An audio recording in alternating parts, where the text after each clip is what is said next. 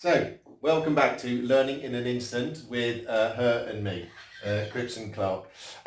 We've already talked about the open, the closed, and the probing questions, but sometimes we don't get the answers we expected. Sometimes people are still withholding that information. Yeah, understandably so. If it's the first time you've spoken to someone, then they're not going to trust you. They're going to be thinking, who are you? Why are you asking me these Yeah. questions?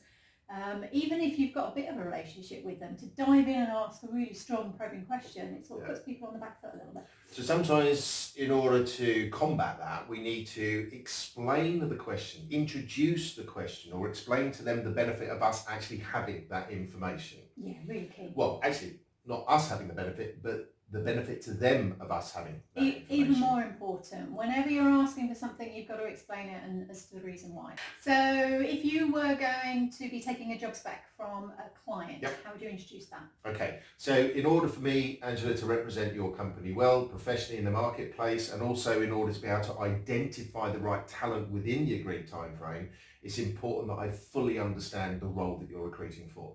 Perfect. And then I can go in and start asking the specifics, which you'll have either on your job template or the questions that you have in your head. Great. So for me with a candidate, again, before you interview them, before you sit down with them, explain that the interview process is all about you gaining as much information from that candidate as possible, for them to be as open and honest as they can be about their working life.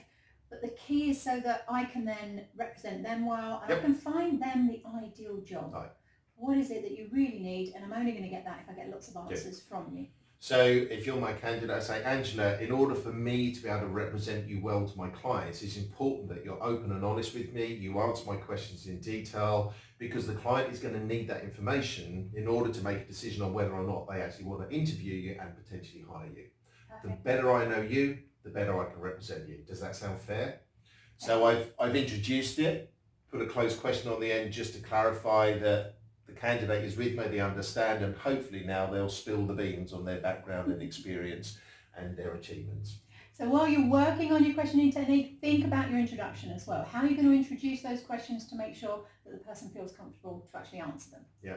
And don't ever be afraid to say to somebody that if they're not giving you the level of detail that you want, or if they're veering off topic, you can actually stop them, not necessarily interrupt, but say, well, that's really interesting information, but my client is more interested in your experience in this particular area, your exposure to the sort of the Asia Pac region. So tell me more about your experience there.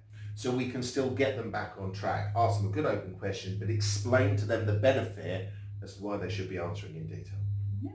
There's your introduction to questions on our Learning in an Instant. See you on the next one.